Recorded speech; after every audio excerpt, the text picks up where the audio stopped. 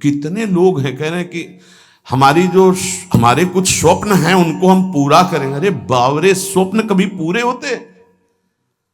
कह रहा है स्वप्न अर्थात झूठी कल्पना, और वो कह रहा है कि भगवान तो तभी जो हमारे कुछ स्वप्न हैं वो पूरे कर दें। अरे भगवान तो जागृत को भी स्वप्न कर रहे हैं। उमा कहूं मैं अनुभव अपना, सत हरि भजन जगत सब सपना। कैसे समझ में आवे सोते हुए स्वप्न देखने वालों को। लाख जगाओ, पानी डाल के जगाओ, चाहे जैसे धक्का लगा के जगाओ, एक करवट बदलते फिर सो जाते हैं। कैसे जगेंगे? अच्छा, कुछ तो ऐसे हैं जो जग के सोने का नाटक कर रहे हैं, तो उनको तो जगाया ही नहीं जा रहा। जो असली में सो रहे हैं वो तो जग सकते हैं, लेकिन जो जग कर सोने का नाटक कर रहे हैं उनको जगाना बड़ा कठिन है। जाग जाओ भैया। देखो, तुम अकेले आए हो, तुम्हें अकेले ही जाना है। जाग जाओ, कमाई करने आए हो, ये परदेश है तुम्हारा, ये घर नहीं है। घर तुम्हारा वृंदावन धाम है, घर वाली प्रिया प्रीतम और सहचरियां हैं। तुम भूल गए हो, यहां तुम आए हो तो अब अपनी भूल मिटा दो। यहां तुम्हारा न कोई जननी है, न कोई जनक है, न कोई बंधु है, न कोई सुहृद है, न कोई रिश्ता है, न कोई नाता है। तुम बाबा जी हो इसीलिए बोलते हो, हम तो गृहस्थ हैं। तो तुम भी नाता किए हो तो कृष्ण ही से किए हो, दूसरे से नहीं किए। जान नहीं पा रहे, नहीं उस शरीर से जब कृष्ण अंतर ध्यान हो जाते तो क्यों जला देते हो? रख लो शरीर को। कृष्ण को तो देखा नहीं, जाना नहीं, लेकिन अनजाने में भी श्री कृष्ण से ही प्यार करते हो। कृष्ण आकर्षण जो सबके हृदय में एक पावर रूप से विराजमान परमात्मा तत्व, उसी का आप आदर करते हो। अकेले आए हो, अकेले जाओगे, रात में उठो और खूब भजन करो। रात माने इस मोह निद्रा से उठो और भजन में लगो।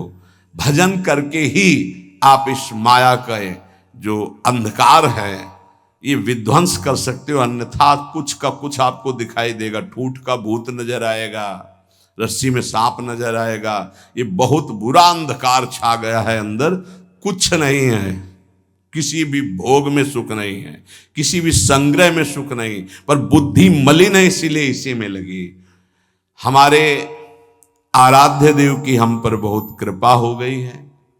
ये जो सत्संग आप सुन रहे हो, मंत्र महिमा, नाम महिमा, ये बड़े बड़े महान रस में डूबे हुए हमारे लिए ये गा रहे हैं।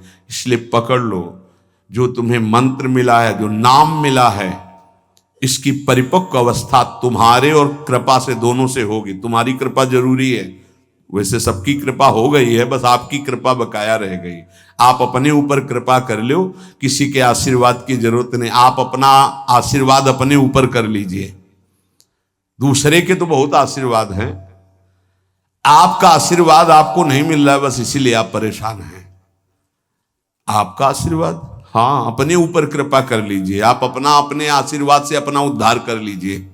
तो इसको तो तुम वही कर्म करवा रहे हो जिससे नरक प्राप्त हो, औरों के आशीर्वादों की आकांक्षा करते हो, तो नहीं हो पाएगा भाई, नहीं हो पाएगा। देखो, आज कुछ ऐसी हवाएं चल पड़ी हैं, परमार्थ को जानना मुश्किल है।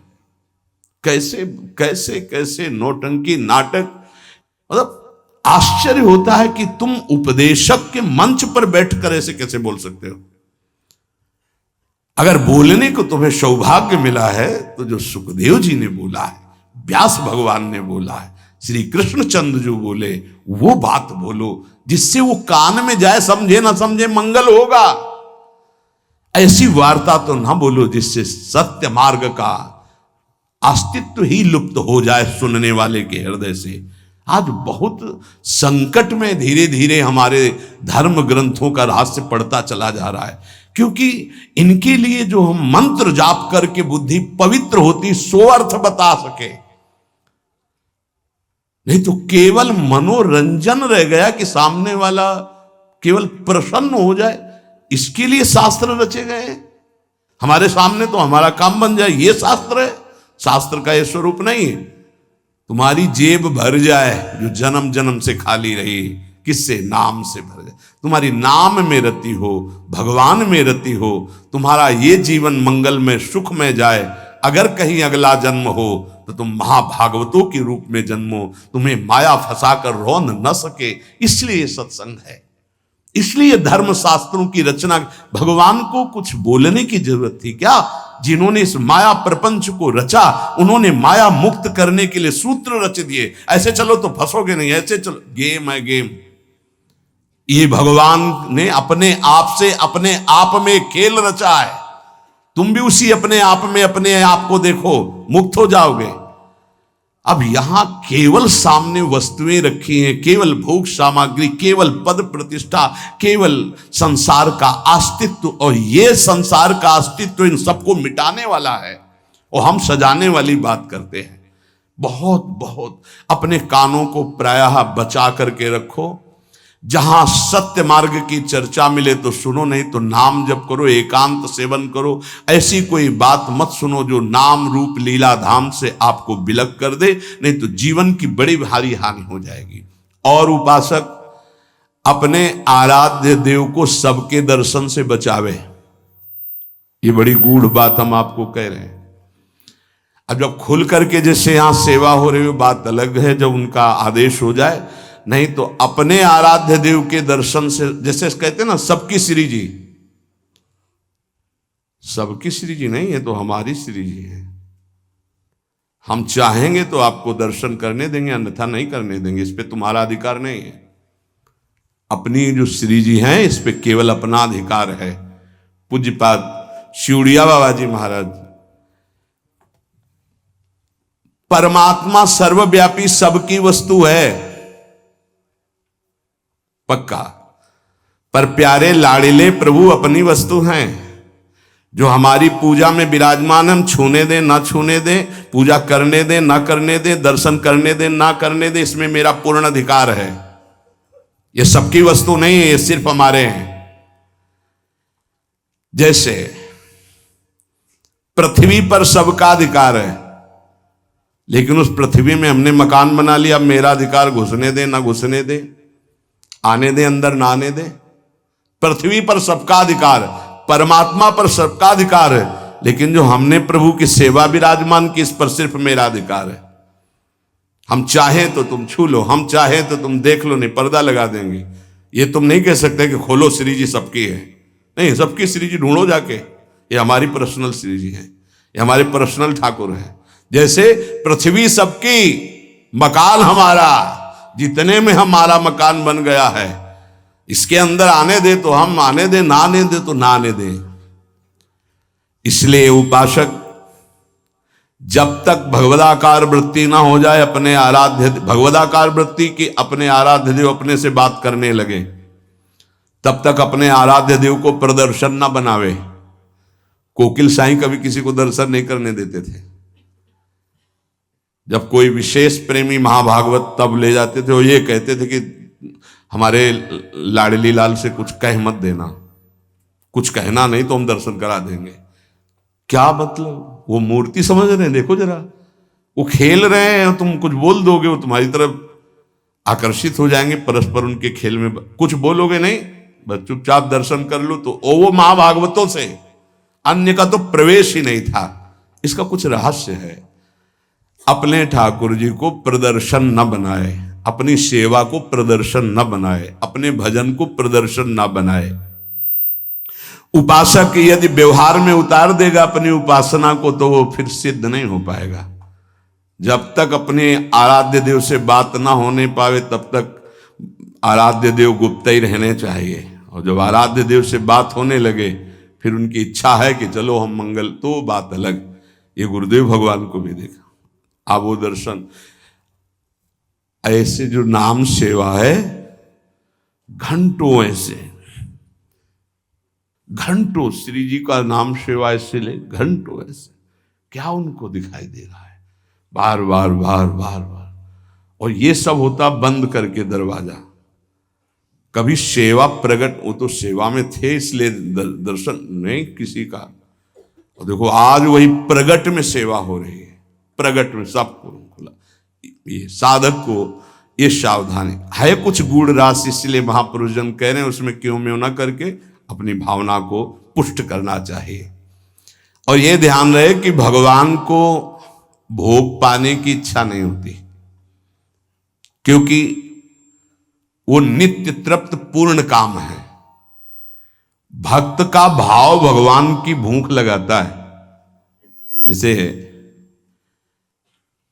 भोजन की खुशबू जो है, भूख ना लगी हो तो भी लग जाएगी ना, बढ़िया ऐसे बने हो तो देख के लगे चलो भाई। ऐसे ही भगवान के अंदर भूख पैदा होती भाव से, भक्त का भाव। अगर भाव नहीं है तो पूज्य बाबा कह रहे भगवान नित्य तृप्त पूर्ण काम है, उनमें कभी भूख पैदा नहीं होती। जब सेवा करने वाला देखा है हमने कि 2 रोटी और सबसे भूख लगा, फिर गरम गरम रोटी घी लगा के दौड़ के जा रहे हैं, एक एक परोसते जा रहे हैं। ऐसे एक साधक छोटे छोटे टुकड़े करके पवाते जा रहे हैं, एक व्यजन कर रहे हैं, पंखा कर रहे हैं, बीच बीच में थोड़ा अनुकूल जल पिलाते, कभी मीठा पवार के भाव। ये नहीं कि थाल ऐसे रख दिए, पर्दा लगा दिया और चले गए ऐसे।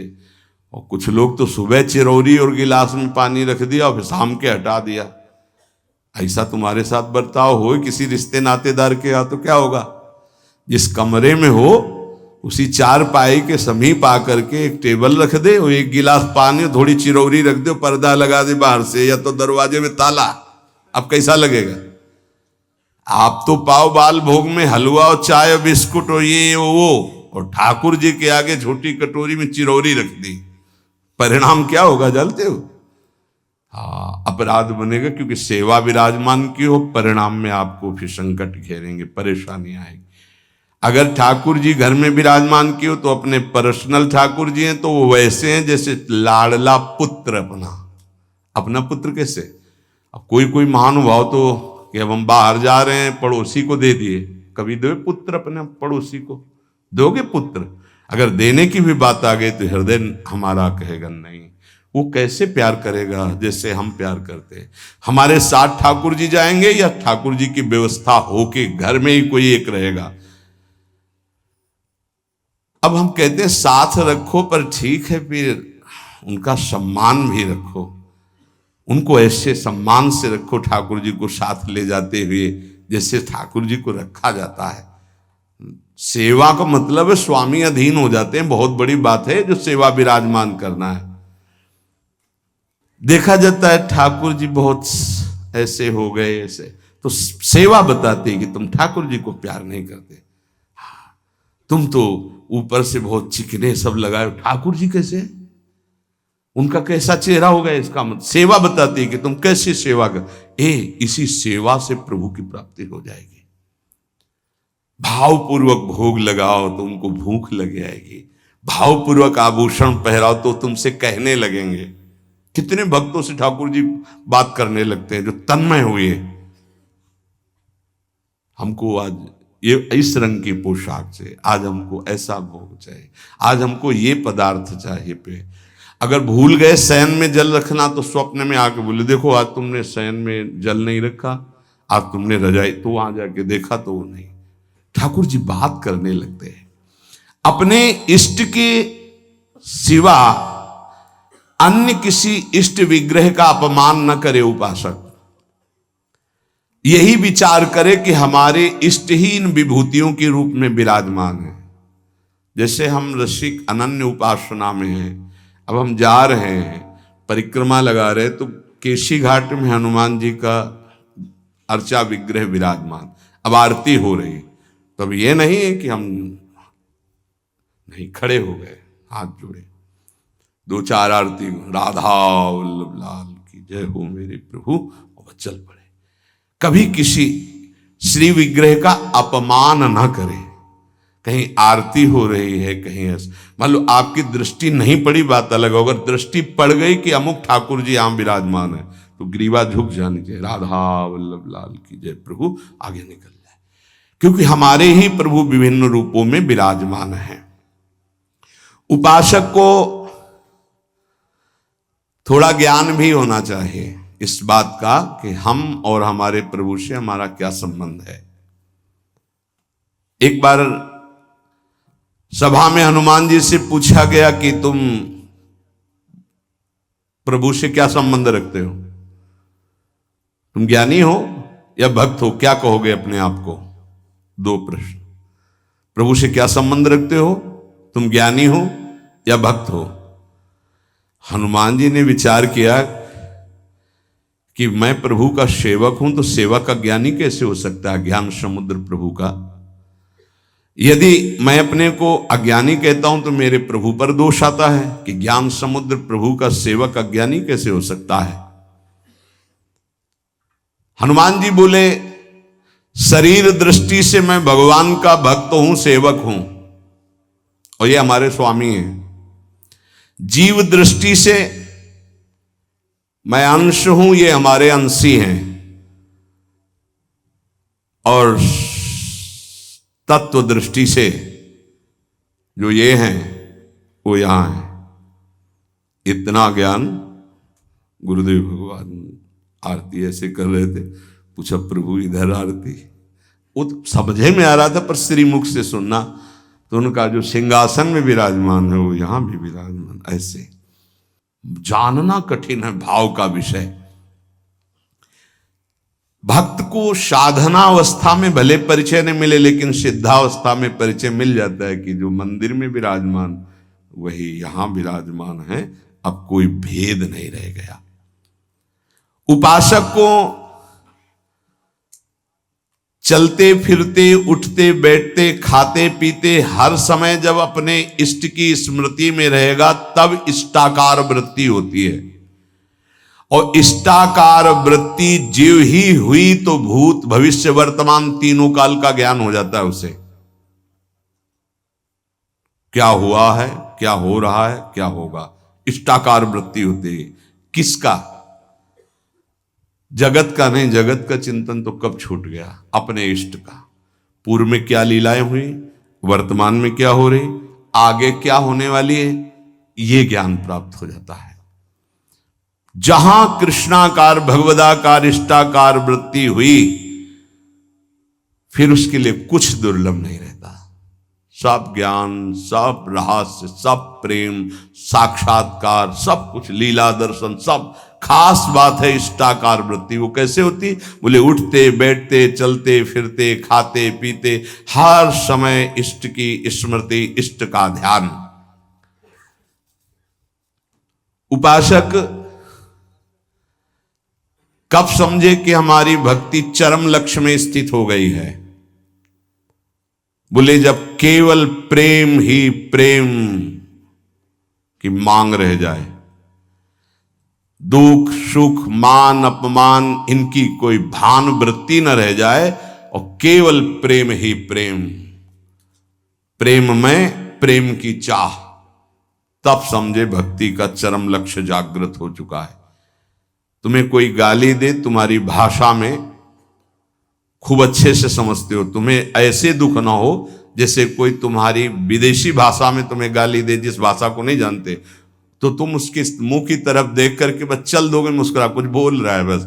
ऐसे तुम्हारी भाषा में तुम्हें गाली दे, मुस्कुरा के चल दो, तो समझो भक्ति का चरम लक्ष्य जागृत हो रहा है। तुम्हारा अपमान हो, तुम्हारी निंदा, उसे बहुत अमृत है। सच्ची कहते हैं, तिरस्कार, अपमान, निंदा, ये भगवान की प्राप्ति करा के ही रखती है भक्त को। अनुकूलता, नमस्कार, सम्मान, प्रणाम, भगवान बचावे, ये जहर कभी पीने को ना मिले। अगर ये जहर मिल जाता है तो फिर आगे कदम नहीं बढ़ पाते परमार्थ के। ये देह बुद्धि कब नष्ट होती भक्त की, कि मैं स्त्री हूं, मैं पुरुष हूं। बोले, जब भगवत बुद्धि जागृत हो जाती है, सबसे पहली प्यारी चीज है भगवत स्मृति। इतनी याद में खो गया कि देह की स्मृति नहीं रहे, और पूर्ण रूप से देह भाव का त्याग होता है भगवत साक्षात्कार के बाद। महाराज जी, भगवान में प्रेम होना तो बड़ा कठिन है। वो दिखाई तो देते नहीं, मतलब दिखाई दे तो ज्यादा जल्दी प्रेम हो जाए। अब देखा तो है नहीं, तो कैसे प्रेम करें? उनके नाम से,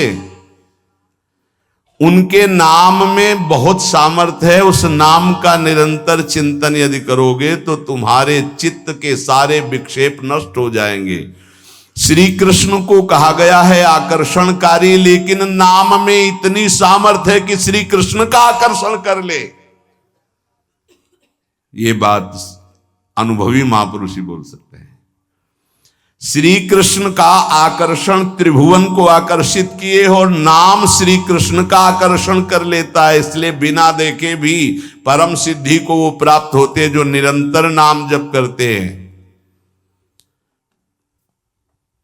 महाराज कहते हैं कि कृपावान ही भजन करता है। कृपा तो सब पे है, फिर सब भजन क्यों नहीं करते हैं?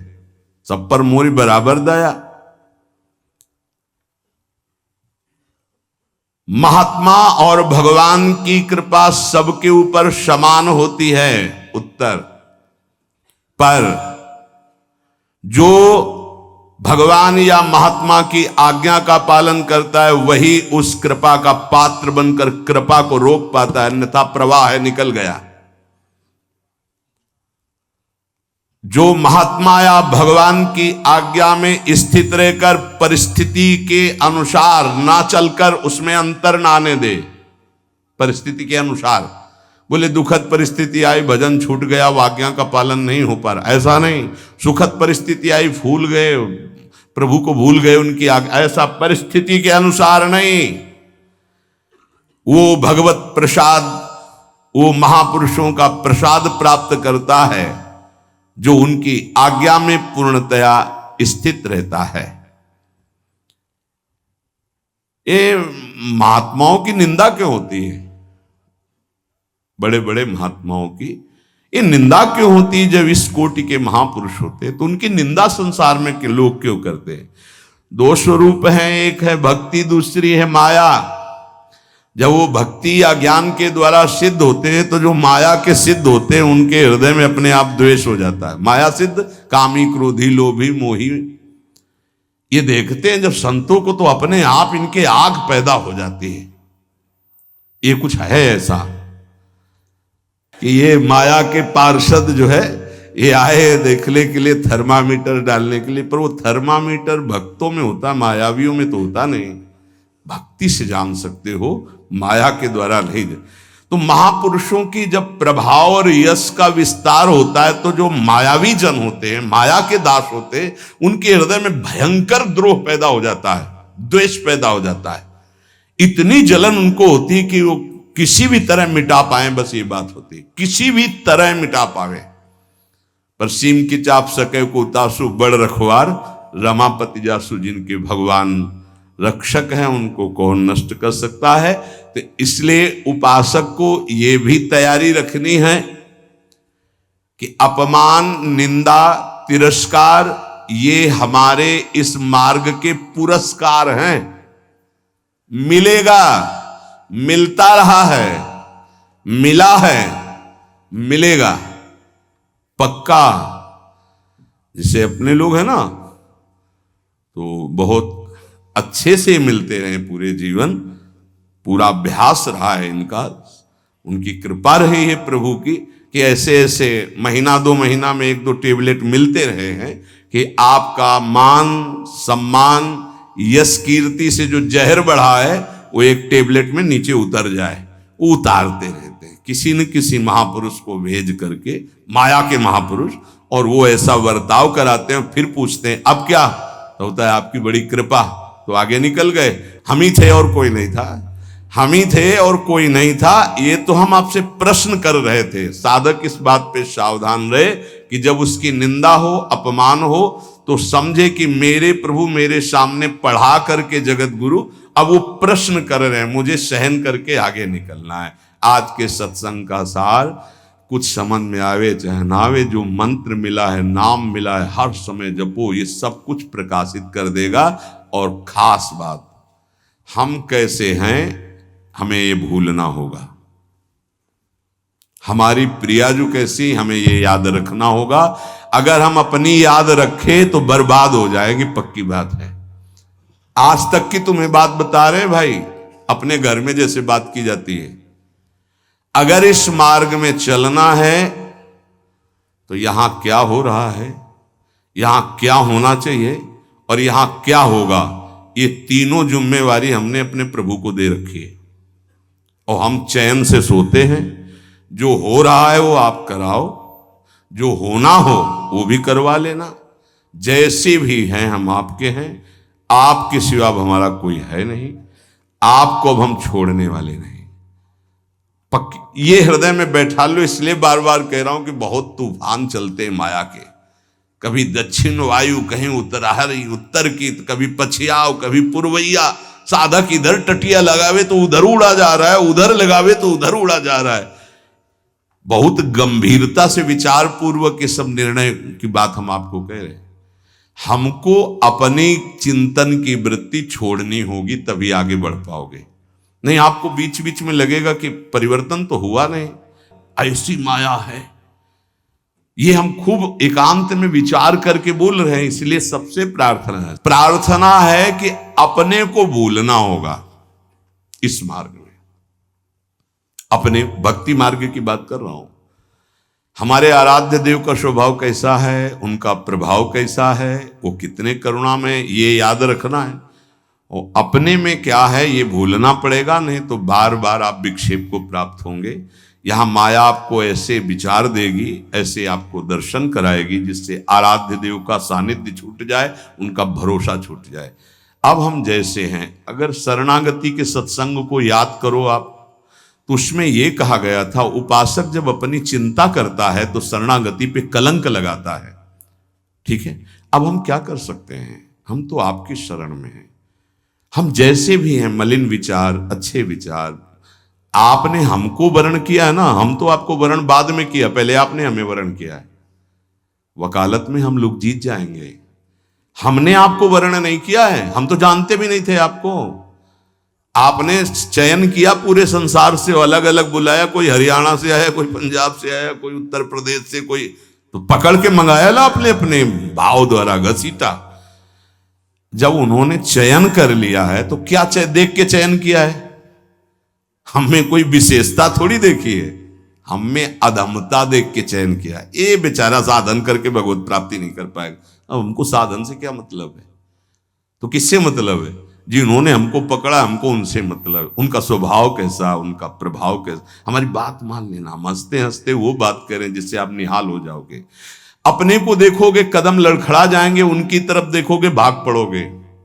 अपने देखने से कभी कल्याण नहीं होगा, उनकी तरफ देखने से ही कल्याण होगा। अपने देखने से बहुत दुखी हो जाते हैं, उनकी तरफ देखते हैं तो बहुत सुखी हो जाते हैं। हमें सुखी होना है, हमें आनंदित होना है, हमें अपनी तरफ नहीं देखना। हम नहीं संभल पाएंगे, नहीं सुधर पाएंगे। कब तक? जब तक उनकी तरफ नहीं देखेंगे। हम अपने को देखकर पावरहीन होते हैं, उनको देख करके हमारे अंदर पावर आती है। जब भरत जी अपनी तरफ सोचते हैं तो कदम लड़खड़ाने लगते हैं, जब सियाराम जी की तरफ सोचते हैं तो उत्साह संपन्न होकर चलते हैं। तो हम अपनी प्रियाजू की तरफ देखें।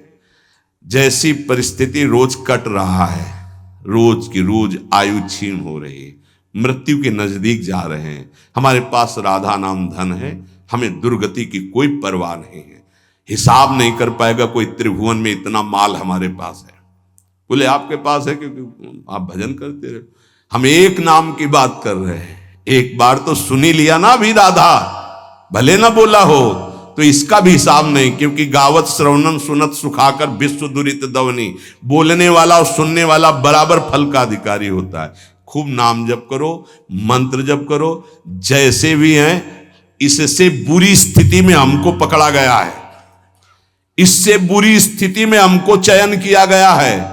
आज तो हम घेरे के अंदर नहाए धोए बैठे हैं, कल तो कीचड़ में खेल रहे थे तब हाथ मिलाया। जब हम कीचड़ में खेल रहे थे तब हाथ मिलाया, अब तो नहा धोआ के बैठाल दिया, तो अब क्यों छोड़ देंगे? और छोड़ दें ऐसी उनमें ताकत नहीं। उन्होंने आज तक जिसे पकड़ा है, इतिहास साक्षी, छोड़ा नहीं, तो हमें क्यों छोड़ देंगे?